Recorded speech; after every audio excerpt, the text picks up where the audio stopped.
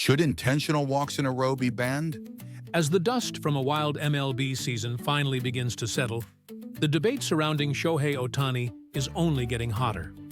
That unprecedented moment in the World Series, 4 straight intentional walks, has sparked an uproar among fans, with some even calling for an entirely new rule to be created. The situation is bizarre, intense, and honestly, pretty electrifying. Amid all the noise, the candid words from Ohtani's teammates and coaches cut straight to the truth and carry some serious weight. So now the question is, will Ohtani end up forcing the league to create yet another special rule? Thank you for being here. If you enjoyed it, don't forget to subscribe. I'm all for intentional walks. As MLB heads into the off-season and every team starts gearing up for next year, the talk surrounding Shohei Ohtani just never stops. And at the center of it all is that wild moment in World Series Game 3, 4 straight intentional walks, a move that exploded into a full-blown debate among fans and the media. On social media, people were fired up, ban it, limit it to once per player. Some were even calling for an actual rule change. That's how big this moment became. It all started on October 27th, in Game 3 against the Blue Jays. Ohtani came out absolutely locked in. 2 home runs and 2 doubles early in the game, completely dismantling Toronto's pitching staff. But once the game was tied in the 9th, the Blue Jays made their choice. They refused to pitch to him. 4 consecutive intentional walks. And even in the 17th inning of extras, they still kept walking him. Each time the umpire signaled for the intentional pass, Dodger Stadium erupted in boos, the atmosphere getting heavier and more complicated by the minute. The battle raged on until the 18th inning, when Freddie Freeman finally ended it with a walk-off homer. But the intentional walk sequence became the headline the next day, and the debate only grew louder. Amid all the chatter, Freeman spoke his mind during an interview with Dodger Blue. "For the last few years, speeding up the game has been a big focus," he said. "Intentional walks keep the game moving because you don't have to throw 4 balls. It keeps the flow." Then he added, "It's all strategy. If I were managing, I wouldn't want Shohei deciding the game. So you make someone else beat you. They're trying to win. That's baseball." And he continued, "One team has to win, and they're doing whatever they can to make that happen. And if that means taking the bat out of Shohei's hands, if that means not pitching to him, then that's what you do. But hey, Shohei still gets on base, so it's not exactly bad for us either." With that, Freeman made it clear why he's against limiting or banning intentional walks. To him, it's simply a part of baseball strategy. But what do you think? Do you agree with Freeman that it's totally reasonable as a strategy? Or do you feel that even if the hitter is Shohei Ohtani, facing him head-on is what makes baseball beautiful? Tell us your thoughts in the comments. Roberts shared a similar perspective. He started by being completely honest. "I get why people are talking about it. And, sure, from a manager's standpoint, I could say banning intentional walks would help the Dodgers." But then he added, "When you zoom out, it's strategy. And whatever rule you create affects all 30 teams, not just us. So making a rule just because one team chose not to pitch to Shohei in the World Series, that's tough." I'm trying not to lean one way or the other, but there is a strategic element to it. What really comes through is that Roberts cares deeply about fairness across the entire league. He's not looking at this emotionally. From a league-wide standpoint, limiting intentional walks could actually create new kinds of imbalance. And he's aware of that. Dodger Blue also broke the debate down using data. The Dodgers intentionally walked 33 times in 2025, and Ohtani accounted for 20 of those. But 20 intentional walks over 725 plate appearances is just 2.76%. That's not an outrageous number statistically. Plus, after those intentional walks, Mookie Betts often came through with clutch hits. All of this points to one thing.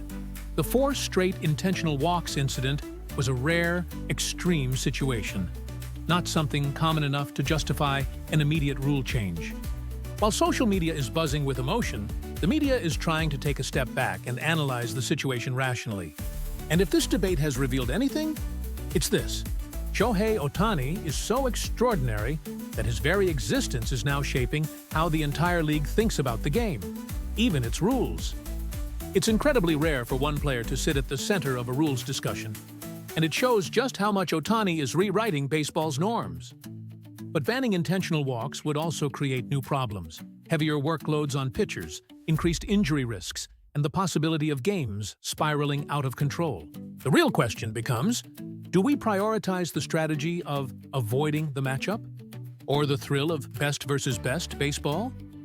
It's this clash of values that makes the issue so complicated. And one thing's certain, the debates surrounding Ohtani and whether the league should create new rules because of him aren't going away anytime soon. But here's the twist. This isn't the only Ohtani-related controversy bubbling up among fans right now. There's another debate that's quietly heating up again. Have you heard about it? Now that this chaotic, unforgettable season has come to an end, one debate is suddenly back in the spotlight: the controversy over the Ohtani rule.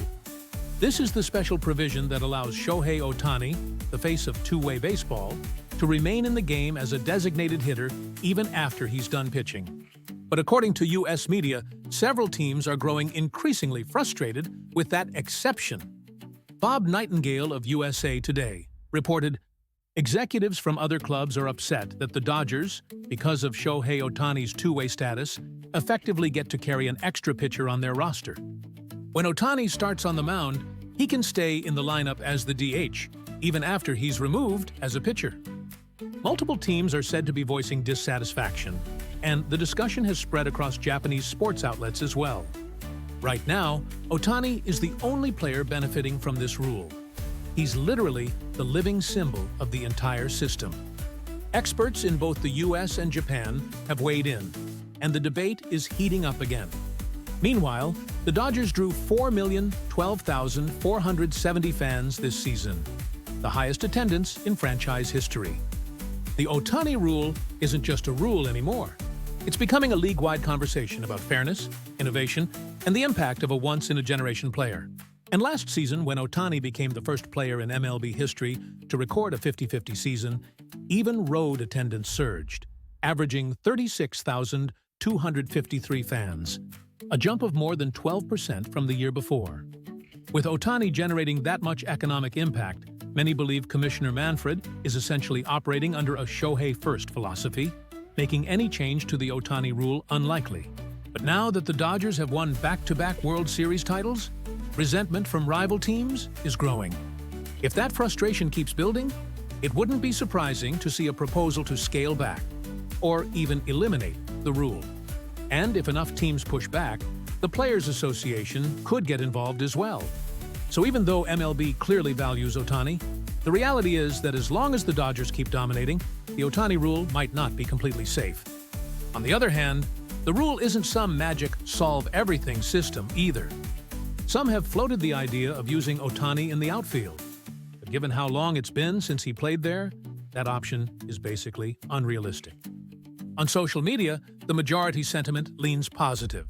If you're going to criticize the only true two-way player on Earth, why not develop more two-way players instead? I thought there was some loophole involved, but it's literally the same as the regular season. Why are people suddenly upset? Most fans see the Ohtani rule as perfectly fair and support Ohtani pushing the limits of what's possible.